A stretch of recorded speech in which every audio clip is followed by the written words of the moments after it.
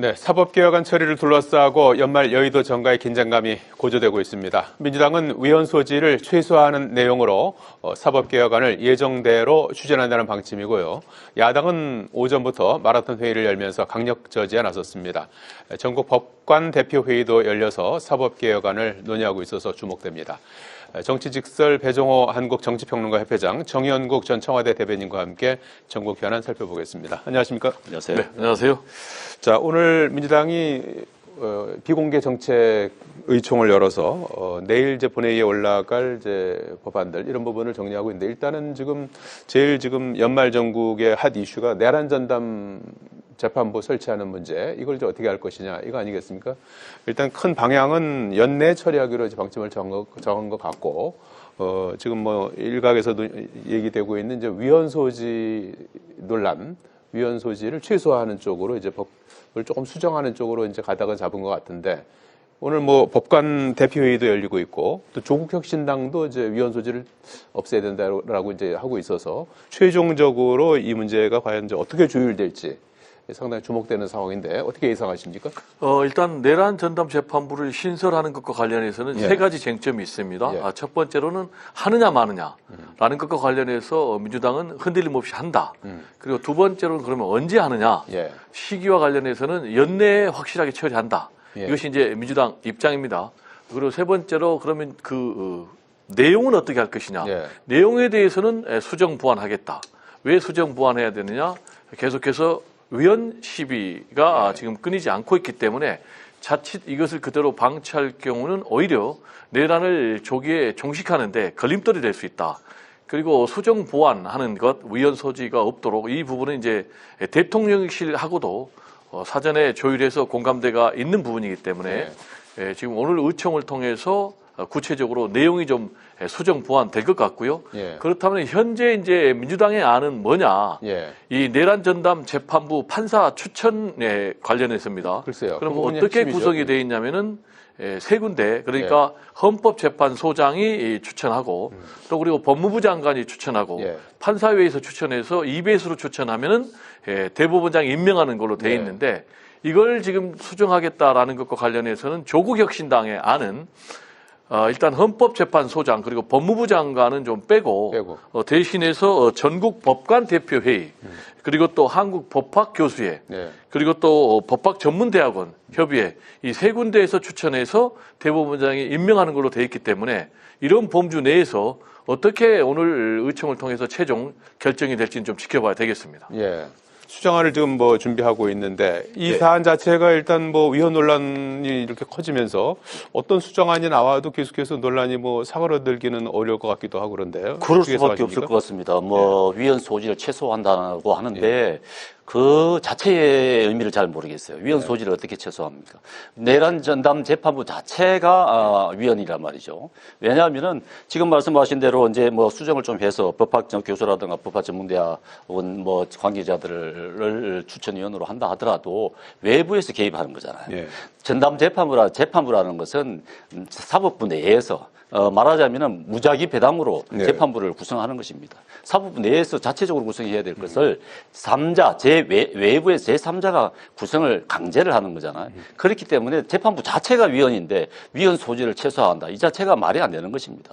그렇다고 하더라도, 만약에 그렇다 하더라도 뭐 재판부가 구성이 됐다, 민주당이 억지로 해서라도 재판부를 구성했다 할 경우에, 그렇다 그러면은 국민의힘이라든가 야당이 가만히 있겠습니까? 재판부가 가만히 있겠습니까? 위헌법률 심판 제청을 할 거라고 말이죠. 당연히 위헌법률 심판 제청을 할 것이고 헌법소원 제출할 것이란 말입니다. 그렇다 그러면은 재판이 중단이 되는 것이에요. 재판이 중단이 된다 그러면은 지금 민주당이 요구하는 거는 빨리 재판을 하자는 것 아닙니까? 왜 이렇게 재판이 느리냐는 것 아니겠습니까? 그렇다 그러면은 재판부가 구성이 돼서 1심에서 둔다. 그러면 지금 하고 있는 재판부를 그만두고 전담 재판부를 넘겨야 되는 것 아니겠습니까? 그렇다 그러면은 금방 하루 이틀 만에 결과를 낼 수는 없을 거 아니에요. 그렇다 그러면 오히려 더 늘어지는 것이고 국민들 더 피곤해지는 것입니다. 2심에 가서도 마찬가지예요. 그렇기 때문에 예, 이제 뭐 지금 민주당이 요구하는 대로 빨리 재판을 왜 안 하느냐 하는 겁니다. 오히려 이 법을 제정함으로써 더 느려지는 것이고 그 사이에 윤석열 전 대통령 구속 기간 만료가 되어서 풀려날 수 있습니다. 네. 오히려 윤석열 전 대통령을 도와주는 꼴이 아닌가 하는 그런 우려가 생기는 거예요. 그렇기 때문에 이 법 자체가 아무리 최소화한다 한들 이게 위헌 소지가 있기 때문에 불가능할 것이다. 오늘 아마 법관 대표자 회의에서도 이 위헌 소지가 다분하다는 의견들이 뭐 모아지지 않을까 싶어요. 그렇기 때문에 강력한 우려를 표할 텐데 이런 부분들을 민주당이 다 소화시키고 넘어갈 수 있을지는 그런 한번 지켜봐야 되겠죠. 국민의힘 사실관계를 바로 잡아야 되겠는데요. 내란 전담 재판부 자체가 위헌이다라는 얘기는 잘못된 얘기고요. 그리고 전담 재판부는 현재 사법부 내에서도 여러 가지가 운영이 되고 그것도 있습니다. 그 자체도 논란은 되고 있죠. 네, 네 그렇습니다. 그리고 사법부가 멋대로 독점하는 것이 그것이 뭐 바람직한 것은 아니고 일단 입법부가 국민의 주권 의지에 따라서 설계를 할 수 있다. 그리고 위헌이냐 아니냐라는 부분은 헌법재판소의 판단을 받으면 된다. 다만 이제 헌법재판소장이 이 추천권을 갖고 있을 경우에 헌재에서 최종 판단하는데 맞느냐라는 그런 논란이 있기 때문에 이 논란을 제거하려는 그런 부분이 있는 것 같고 그리고 또 법무부 장관 같은 경우는 검사 임명권을 갖고 있는데 법무부 장관이 추천하는 게 맞느냐라는 이제 그런 논란이 있기 때문에 이런 부분을 좀 배제하라는 것이고 그리고 현재 대법관 추천위원회에 지금 법무부 장관이 들어가 있습니다. 글쎄요. 그렇다면 이것도 위헌이냐라는 얘기를 할 수 있기 때문에 이건 전혀 맞지 않고 말씀드린 대로 최종적으로는 헌재의 판단을 받으면 된다라는 말씀을 좀 드립니다. 제가 뭐 법조인은 아닙니다만은 어쨌든 사법부라고 삼권 분립에 있어 사법부라는 것은 법관으로 구성된 법원 아닙니까? 법관으로 구성된. 그렇기 때문에 사법부라는 것은 법관 자체, 사법법관으로 구성된 사법부 내에서 자체적으로 재판부가 형성이 돼야 되는 것이고 배당이 돼야 되는 것이 만들어져야 되는 것입니다. 지금 전문재판부가 있다 하지만은 그것은 이 내란 재판, 특별재판부하고는 전혀 별개의 전혀 성격이 다른 그런 전문재판부이기 때문에 거기에다가 비교한다는 것은 맞지 않는 것 같고요. 어쨌든 이 부분에 대해서는 모든 법조인들이 그렇고 대부분이 상식적으로라도 이게 위헌적 소지가 많다고 하는 것 아니겠습니까? 그렇기 때문에 이렇게 빨리 진행을 시킬 그런 사안이 아니다고. 지금 그 국민의힘도 오늘 마라톤 회의를 진행 중이지 않습니까? 뭐 국민 보고의 형식의 의총을 진행하고 있는데 아마 뭐 이 사법개혁안 그 중에서도 이제 내란 전담 재판부 문제가 가장 큰 이슈가 될 것 같고 이걸 이제 공개적으로 이제 국민들한테 이제 알리는 그런 이제 여론전에 나선 것으로 보이고 내일이 이제 정기국회 마지막 날 아닙니까? 그리고 이제 모레부터는 이제 10월 임시국회가 시작이 되는데 내일 아마 이제 본회의를 열어서 일부 법안을 이제 처리할 것 같은데 그 중에 이제 주목되는 부분이 이제 필리버스터와 관련된 이제 법안을 이제 처리할 것이다 이런 얘기도 있고 그런데 아직 뭐 확정된 것 같지는 않고 그렇습니다. 그래서 대응 방안 어떤 지금 대응책이 오늘 나올 것 같습니까? 국민의힘 마라톤 의원총회를 합니다. 지금 이제 주제를 두고 하는 것인데요. 이재명 정권 독재악법 국민 고발회 이런 타이틀로 하는 것인데 사법부 파괴 또 야당 탄압 정치 보복 국민 입틀막 이렇게 세 개의 주제를 가지고 토론을 하면서 마라톤 의원총회를 합니다. 그 국민 입틀막이라고 하는 이런 부분들 예를 들어서 지금 말씀하신 대로 필리버스터 같은 경우에 민주당 아마 내일 본회의에서 통과시키려고 하는 것 같아요. 필리버스터 법을 개정을 해서 국회법 개정해서 필리버스터법을 아마 내일 마련할 것 같은데 아마 60명 이상의 본회의장에 참석하지 않으면 중단을 시킬 수 있다 하고 하는 법안 아니겠습니까? 여기에 대해서 이게 이렇게까지 국민주당이 할 필요가 있을까 싶어요. 필리버스터법이라는 게 사실 2012년도에 민주당에서도 필리버스터법이 그때 이제 부활이 됐죠. 부활이 됐을 때 박수를 보냈던 것입니다. 잘 만들었다고. 야당일 때예요. 그때는 민주당이. 그럴 때는 잘 만들었다고 잘 됐다고 해놓고는 지금 여당이 되니까 이 야당이 지금 그냥 그야말로 이 마지막으로 저항을 할 수 있는 마지막으로 거대 여당에 대응할 수 있는 그러한 권한인데 이 필리버스터까지 못하게 하게 만들겠다. 이것은 민주당이 너무 과하다. 왜? 이것도 사실 24시간 지나면은 중단을 시킬 수 있는 거잖아요. 그럴 때도 그것도 기다리지 못하겠다 하는 것 아니겠습니까? 이거는 민주당에서 너무 과하다. 그렇기 때문에 지금 입틀막이다. 이런 얘기를 하는 거예요. 국민보고회 형식의 오늘 그 사법개혁안에 대한 어떤 그 대응, 그 다음에 이제 필리버스터 어떻게 될 것 같습니까? 지금 이제 우리 대변인께서 민주당이 이렇게까지 네. 하면 되겠느냐, 너무 심하다라고 말씀하시는데 난 좀 돌려드리고 싶어요. 국민의힘이 이렇게까지 해야 되느냐라는 얘기를 좀 드리고 싶은데, 국민의힘은 지금 장애투쟁을 계속하고 있잖아요. 그러면서 이재명 대통령이 독재자다, 탄핵해야 된다, 끌어내리겠다라고 계속을 하고 있거든요. 그리고 오늘은 말만 의총이지 한마디로 얘기하면은 여론몰이 선동 그런 형식이라고 봐야 돼요. 왜냐하면 의원총회 하면 이제 의원들이 모여서 의원들의 의견을 수렴해 내는 것인데, 오늘은 외부 전문가도 그렇죠. 참석을 해가지고 예. 무려 6시간이나 합니다. 그래가지고 3개 세션으로 나눠가지고 하는데, 첫 번째 세션이 이제 법 왜곡죄 신설법에 대한 이제 비토, 네. 두 번째가 내란 전담부 이 신설, 여기에 대한 또 거부, 세 번째가 국회법 개정안, 아까 말한 대로 이제 필리버스터를 좀 제한하는 건데, 이런 부분에 대해서 강력하게 반발하겠다는 것인데, 오늘의 이 명칭 자체에 국민의힘의 의도가 잘 드러나 있어요. 명칭을 보면 이재명 정권 독재악법 국민고발회. 그러니까 이른바 선동을 위한 그런 의총이다라는 걸 이제 스스로 인정하고 있는데, 지금 이제 국민의힘에서는 이재명 대통령이 왜 독재자냐와 관련해서 헌법을 파괴하고 있다, 민주주의를 파괴하고 있다, 이렇게 주장을 하고 있거든요. 그런데 지금 헌법을 파괴하고 민주주의를 파괴한 것은 12.3 비상계엄을 일으킨 윤석열 내란 수계 아닙니까? 그런데 여기에 대해서는 전혀 지금 사과도 하지 않고 옹호만 하면서 이재명 대통령이 독재자다 라면서 주장을 하면 과연 국민들이 여기에 대해서 공감을 하겠는가? 저는 만약에 이런 주장을 하려면 최소한 장종혁 대표가 국민들 앞에 무릎 꿇고 우리가 잘못했습니다. 12.3 비상계엄은 정말로 친이 구태타입니다. 그래서 우리가 윤석열 내란 수계하고는 절연하겠습니다.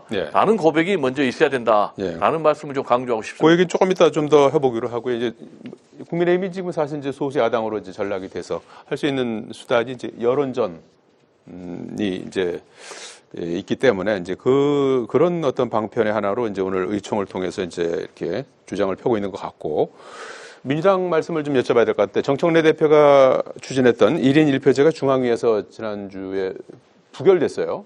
금요일에. 그래서 저희들은 좀 약간 이제 놀랐는데, 결과에 대해서. 당내 일각에서 책임론이 제기되고 있고, 이러면 이제 다음 달 치러질 것으로 예상되는 최고위원 보궐선거, 1월 11일 날짜가 정해졌죠. 보궐선거. 지금 최고위원 중에서 전현희, 한준호, 김병주 세 분이 이제 지방선거 출마를 위해서 사퇴를 한 상태에서 그거를 이제 채우는 과정에서 당내에서 어떤 그 역학구도에도 변화가 일 것이다, 이런 이제 전망들이 조금 나오고 있는데, 지금 민주당 상황은 어떻게 보고 계십니까? 민주당은 한마디로 얘기하면은 정청래 대표 리더십이 흔들리고 있다. 그리고 명청 갈등이 노골화되고 있다. 그래서 말씀하신 대로 다음 달 중순에 지금 일정이 잡혀 있는 민주당 최고위원 보궐선거가 또 다른 명청 대결의 시험장이 될 가능성이 굉장히 높다. 실제로 지금 뭐 친명에서도 자신들이 미는 후보를 내겠다, 그리고 또 친청에서도 자신들이 미는 후보를 내겠다라고 지금 돼 있기 때문에 명청 갈등의 또 한 번의 대결 구도가 펼쳐질 것 같은데, 지금 뭐 전체적으로 이 결과가 어떻게 나올지는 좀 지켜봐야 되겠지만, 친명이 이긴다고 좀 보기는 쉽지 않아 보여요. 그래요? 왜냐하면 1라운드가 있었잖아요. 1라운드가 이제 명청 갈등이 구체적으로 뭐냐면 박찬대 그리고 정청래 당권 경쟁에서 일단 정청래 대표가 1라운드는 이겼어요. 2라운드가 이번에 이제 1인 1표제를 둘러싼 명청 대결인데, 여기서는 이제 정청래 대표가 졌다고 봐야 돼요. 그리고 이제 다음 달 중순으로 돼 있는 이 3라운드 1월 11일? 여기서 이제 만약에 정청래 대표 측에서 미는 최고위원 후보가 떨어지고, 만약에 친명에서 미는 이 최고위원 후보들이 당선이 된다면 정청래 대표의 리더십은 더 흔들리겠죠. 그런데 지금 현재 친명에서는 이재명 정권이 성공하기 위해서는 정청래 대표의 폭주, 이런 부분이 좀 어느 정도 제동이 걸려야 된다. 그래서 이번에도 제동을 건 것이다. 그런 입장이기 때문에 만약에 다음 달 중순 최고위원 보궐선거에서 정청래 대표 측이 좀 사실상 패배하면 예. 이제 가장 중요한 것은 내년 8월에 있는 당권 경쟁, 현재로는 정청래, 김민석 네. 두 사람이 격돌할 가능성이 굉장히 높다. 네. 그래서 다음 달 보궐선거 결과가 내년 8월 전당대회에 예. 하나의 뭐 예고편이 아닌가 이렇게 예상이 됩니다. 예, 친명 친청 중에서 친명이 이길 수 있다 이렇게 보시나요? 두고 봐야 되겠지만, 두고 봐야 되겠죠. 친명이 좀 이길 가능성도 배제할 수는 없다. 그래서 그거- 친명이 이긴다, 친청이 이긴다 이렇게 단정 지을 수는 없지만 예. 그 결과가 내년 8월에 전당대회에 하나의 시금석이 될 수 있다라는 말씀을 드릴 수는 있습니다. 예, 그런 결과가 지방선거, 당장 지방선거엔 또 어떤 영향을 미칠까도 궁금한데요. 어떻게 예상하십니까? 이번 이 사태는 정청래 대표가 굉장한 타격을 받았다고 봐야 되겠죠. 정청래 대표 같은 경우는 좀 놀랐을 것 같아요. 본인은 당원들의 적극적인 지지를 받고 있는데 이번에 당연히 통과될 줄 알았는데도 불구하고 친명계를 중심으로 한 그런 대의원들이라든가 중앙위원회에서 이제 거부가 돼 있는 것인데 찬성은 많았는데 제적 과반 찬성이더라고요. 그렇죠. 제적 과반 찬성. 그렇죠.